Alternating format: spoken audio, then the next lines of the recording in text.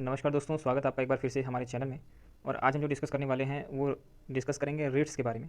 ठीक है, तो WRITS इसको रेट्स बोलते हैं। तो थोड़ा सा डिस्कस करेंगे कि ये रेट होता क्या है, ठीक है, और इसको क्यों लागू किया जाता है, ठीक है, और किन परिस्थितियों में लागू किया जाता है। उसके बाद टाइप ऑफ रेट की भी चर्चा करेंगे। तो शुरू करते हैं आज का लेक्चर। तो सबसे पहले पढ़ते हैं कि रेट, ठीक है, ये होता क्या है। So the provision in Indian constitution में रेट की चर्चा की गई है।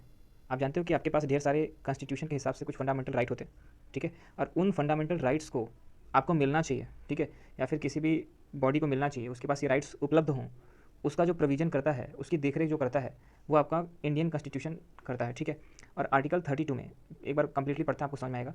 The Indian Constitution empower the Supreme Court to issue the writ for enforcement of any of the fundamental rights conferred by the part third of the Indian Constitution under the article 32। ध्यान से समझिएगा कि जो supreme court है वो आपका writ जो enforce कर सकती है या फिर रिट लागू करती है।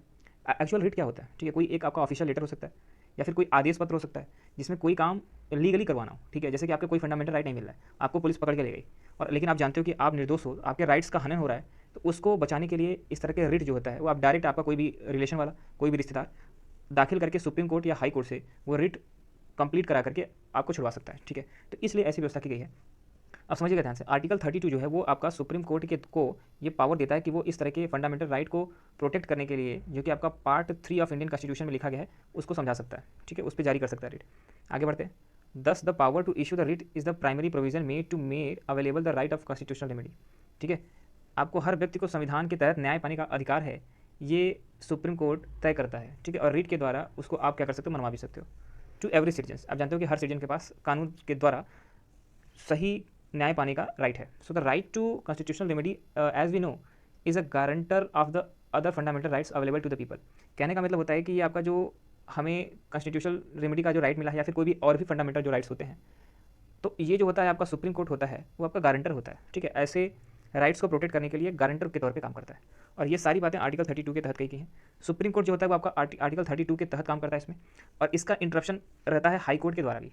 मैं एक क्वेश्चन पूछता हूँ आपसे कि कौन सा आर्टिकल है जो आपको हाई कोर्ट को पावर देती है, जो आपका रिट को पेश कर सकता है या फिर रिट को पब्लिश कर सकता है, किसी के खिलाफ जारी कर सकता है रिट को। तो आप बताना है आपको कमेंट सेक्शन में कि कौन सा आर्टिकल है जो रिट को हाई कोर्ट को जारी करने का भी जो राइट होता है उसको देता है, ठीक है क्या।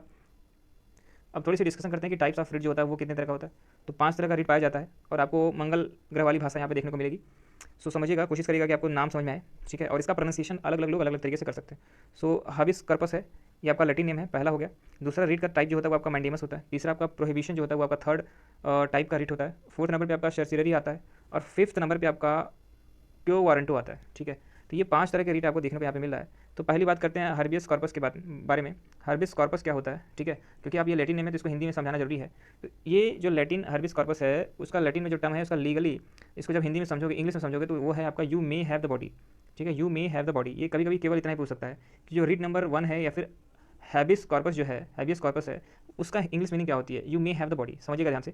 The writ is use to produce a person who has been detained whether in prison or in the private custody before a court और the release him if such detention is found illegal. कहने का मतलब है कि ऐसे समझिए कि अगर आप को पुलिस पकड़ के ले गई किसी भी केस के अंतर्गत, और आप ये जान रहे हो कि हाँ यार मैंने ऐसा कुछ नहीं किया है, तो आप क्या कर सकते हो कि रिट दायर कर सकते हो, रिट के लिए अपील कर सकते हो।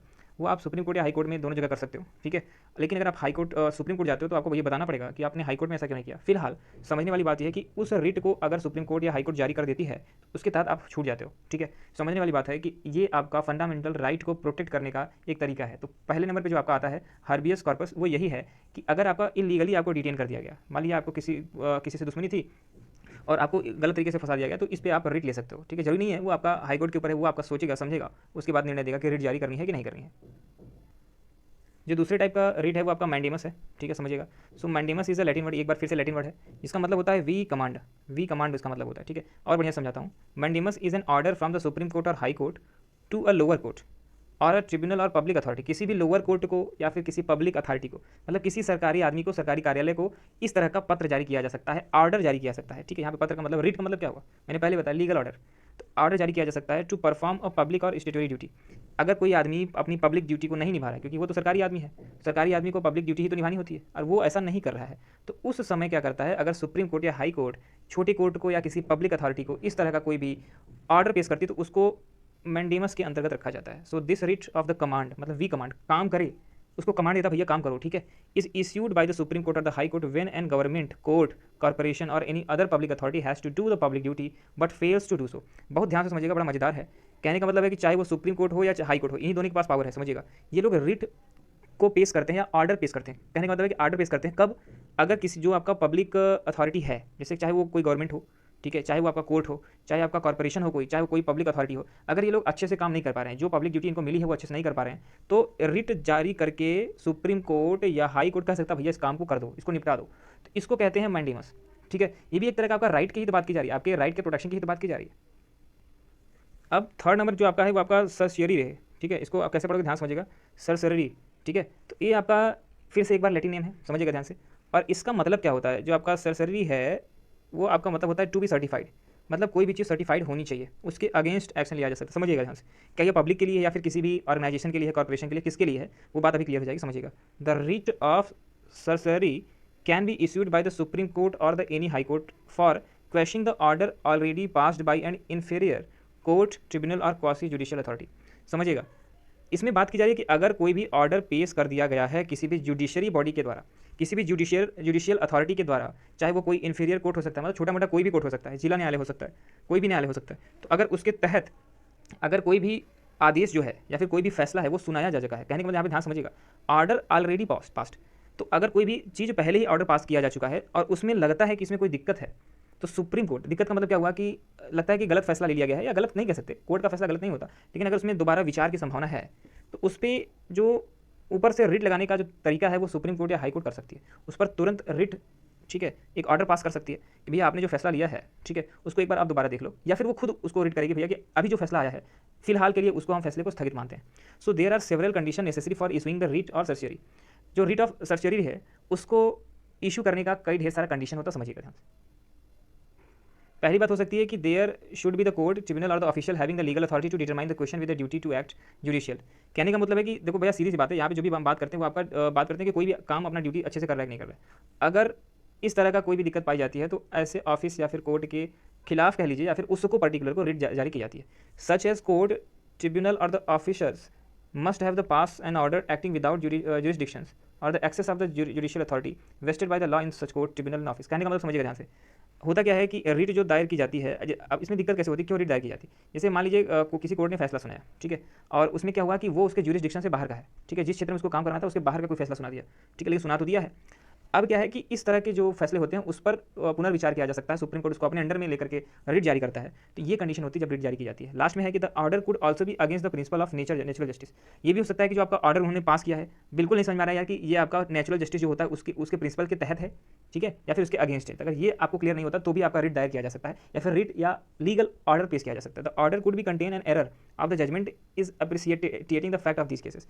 ये भी हो सकता है कि अगर सुप्रीम कोर्ट के सानिध्य में ये बात आई या फिर उसकी जानकारी में ये बात आई कि जो आपका ऑर्डर दिया गया है उस जजमेंट में कुछ फॉल्ट दिख रही है, तो वो अपने लेवल पे ले जाकर के भी उस पर क्या करता है कि रिट पेश करता है। तो इस तरीके से ये कुछ कंडीशन है जैसे कि हम समझ सकते हैं कि कैसे इस तरह के रिट को लागू किया जाता है या फिर रिट को पब्लिश किया जाता है।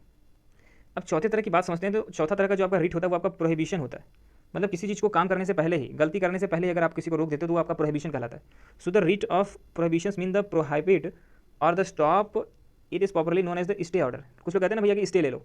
अगर मान लीजिए किसी कोर्ट में कोई फैसला चल रहा है और उसी समय आपको लगा कि भैया ये जो पर्टिकुलर फैसला होने वाला है वो सही नहीं होने वाला है, उससे पहले ही आपने हाई कोर्ट या सुप्रीम कोर्ट में जाकर के आप लेटर ले आए, ठीक है, और हाई कोर्ट सुप्रीम कोर्ट ने समझा कि नहीं यार ये जो फैसला होने वाला है इस पर्टिकुलर न्यायालय में वो सही नहीं होगा या फिर उसमें कुछ बातें नहीं क्लियर हैं, कुछ तथ्य छिपाए जा रहे हैं, तो कुछ फंडामेंटल राइट्स का आपका वहाँ पे डिटोरिएट किया जा रहा है, उसको सही राइट नहीं मिल रहा है, तो उस कंडीशन में ये आपका प्रोहिबिशन लागू होता है। समझिएगा ध्यान से, इसको स्टे ऑर्डर के नाम से भी जानते हैं। This writ is issues when the lower court और any trial bodies limits the power of vested it.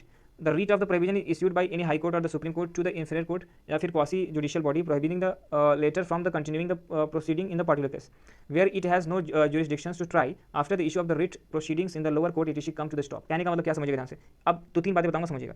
ये प्रोहिबिशन जो होता है कहने का मतलब कि अगर कोई छोटे कोर्ट में कोई केस चल रहा है, आपको लगा यार कि ये फैसला सही नहीं होने वाला है, तो आप या फिर आप क्या कर सकते हो कि हाई कोर्ट चले जाइए या फिर आप सुप्रीम कोर्ट चले जाइए, वहाँ जाकर के आप रिट जारी करवाइए। रिट मतलब होता है ऑफिशियल ऑर्डर जारी करवाइए। अगर ऑफिशियल ऑर्डर जारी हो गया तो इसके बाद जो छोटे कोर्ट में आपका जजमेंट चल रहा है वो वहीं स्टॉप हो जाएगा, उसका महत्व खत्म हो जाएगा वहीं पे। कम टू द स्टॉप, आप लिखा हुआ ना कम टू द स्टॉप, ये होता है आपका प्रोविजन।